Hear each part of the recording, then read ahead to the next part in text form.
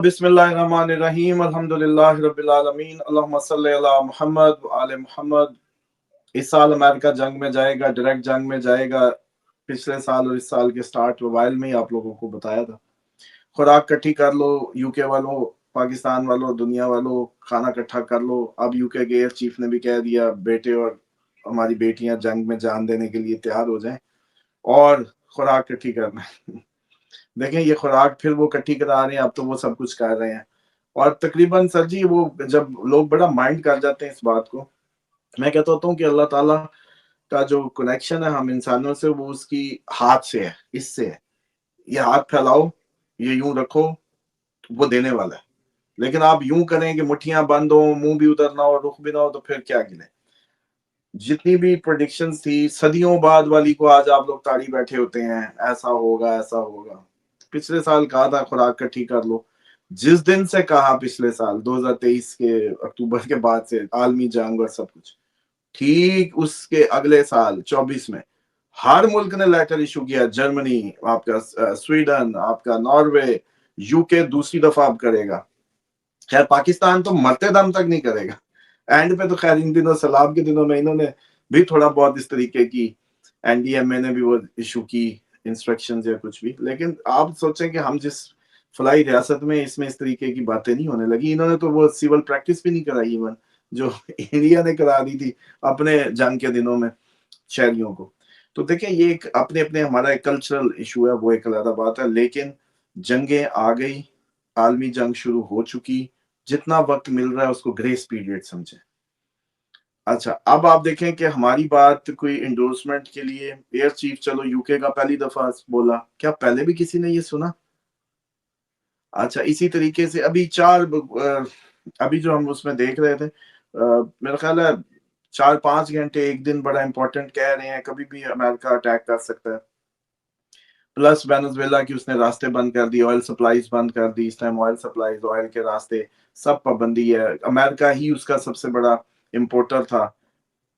Venezuela की economy को ये भी धचका है, उधर से उसको सारी साइडों से उसके रास्ते बंद है, मजदूर है, उधर से उसकी इकोनॉमी हिट है, उधर से धमकियां हैं।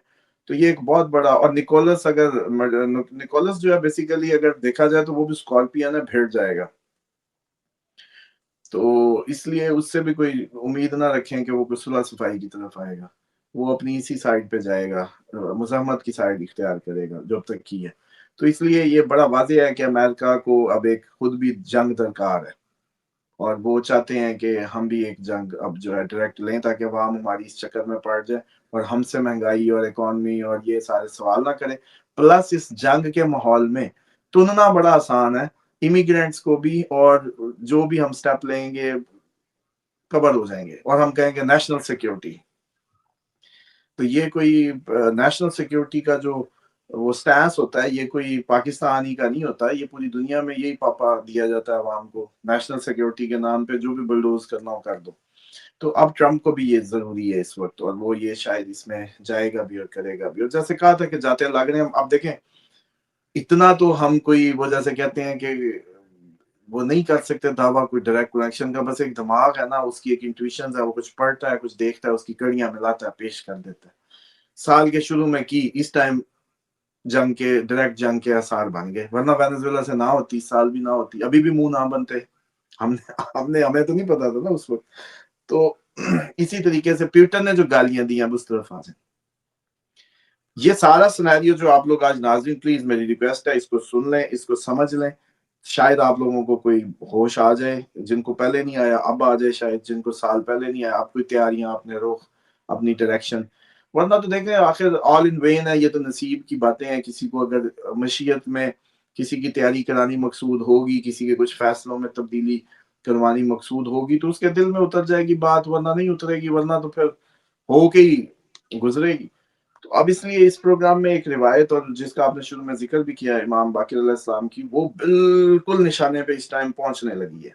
वो बहुत जरूरी है। इस पे बेशक मेरा ख्याल है नेक्स्ट प्रोग्राम का, ये पहले सारा सिनेरियो देख लें, उसके बाद नेक्स्ट जो आपने पार्ट करना है वो उसी पे करके उसी का रुख मैं आपको जोड़ के देता हूँ। आज जो हालात बन रहे हैं, देखिए, प्यूटन का भी उतरने का मामला भी 2026 के मिड तक प्यूटन के पास टाइम नजर आता है। 2026 के मिड तक। उधर से आपको याद है कि उन्होंने बहुत बड़े अटैक पहले भी करवाए, कि ये सब कुछ हुआ। अब इवन के ज़ेलेंस्की कह चुका है कि हम नेटो से बाहर निकल जाते हैं, हम नहीं जाते नेटो में। एक तो उसने बेवकूफी की हद कर दी कि भाई इतना लाख बंदा मरा के अब इस बात पे आया, पहले दिन आ जाता, इसका मतलब ये तो बेवकूफी है। अच्छा, उसके बाद जो नेटो में इस वक्त नेटो को चाहिए बजट, फंड, खाना पीना, एवरीथिंग। अब यूके ने अमेरिका ने हाथ उठा लिए नेटो के फंड से और सारी चीजों से। अब उस तनाजुर में भी देखें तो काफी मुल्कों में भी फूट पड़ रही है, तो अब ज्यादा अरसा इनको लगता है कि हम इसको सस्टेन नहीं कर पाएंगे, नेटो की इस सारी जो पॉलिसी है।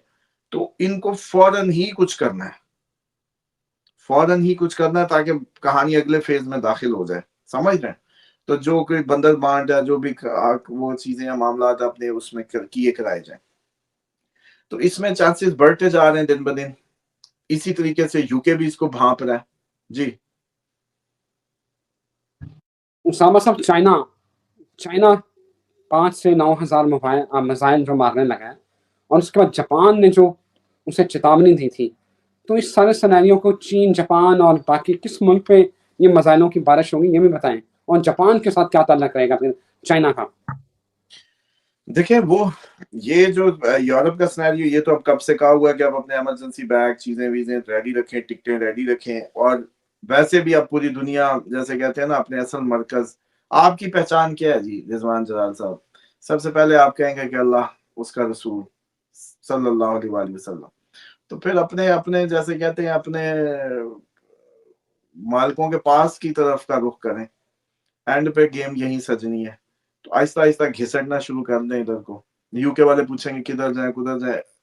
बिजनेस पॉइंट ऑफ व्यू से भी अभी बूम कर रहा है, भीख के कटोरे भी अमेरिका जैसे मुल्क भी इधर से आके ले रहे हैं। तो बस चुप करके आ जाओ, अब तो वो कंपनियां शंपनियां भी दे रहे हैं, इजाजत भी दे रहे हैं, मालिकाना हकूक भी दे रहे हैं। एनी जब ये जो चाइना एक्सपेक्टेड है जी, 5,000 से 9,000 खबरें आ रही हैं कि मिसाइल मारेगा सेम टाइम पे, और एकदम पूरे ताइवान को जमीन से लगा देगा। मतलब चाइना की जो स्ट्रेटजी आउट हो रही है इस वक्त, जो उसमें वो ये है कि जी 5 से 9 हजार मिसाइल, सारे उनके ग्रिड स्टेशन, पूरी एनर्जी पूरी, बस उन्होंने ऐसे इकट्ठी बारिश करके इसको सुला देना।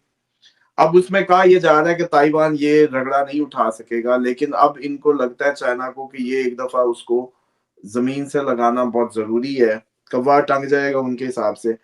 तो इस सिनेरियो में ये जो जमीन से वो लगेगा, तो अब इसमें अगर उसको Japan Japan actually American ally है, ऑस्ट्रेलिया, जापान, और ये उसकी क्या मदद करते हैं, इस पे ये सारा कुछ डिपेंड कर रहा है।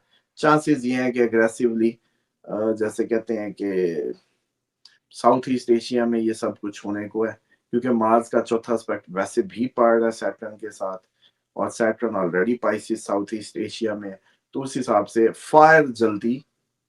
अब वो जैसे कहते हैं पहले पानी का उछाल चल रहा था, वो अभी जैसे कहते हैं कुछ कुछ हद तक पानी के उछाल में कमी है, लेकिन अब पानी में आग लग रही है। पहले वो जल्जलों से ये उससे था ना कि उछलेगा पानी किसी ना किसी अंदाज से। इस टाइम जो होगा ये पानी में आग की बात है। मार्स फायर साइन में एस्पेक्ट कर रहा है वाटर साइन को, और सैटर्न वहां ऑलरेडी अब बड़े पैमाने को बताता है।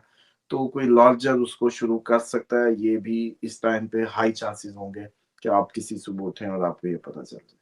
तो वो जो बारिश है वो ताइवान पे होने वाली है।